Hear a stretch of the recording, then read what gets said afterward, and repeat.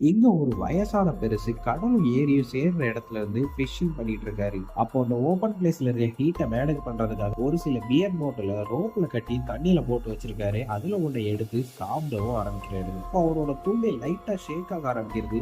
இதை பார்த்ததும் ஏதோ மீன் தான் மாட்டிக்கிச்சுட்டு மீனை பிடிக்கிற அவசரத்துல பியர் பாட்டில ஒழுங்கா வைக்காம விட்டுறாரு.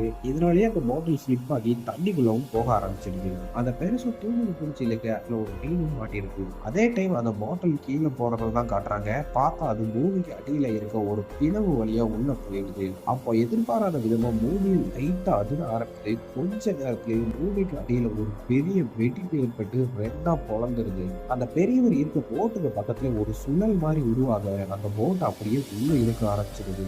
இதனால அவர் தடுமாறி அப்படியே தண்ணிக்குள்ள விழுந்துடுறாரு.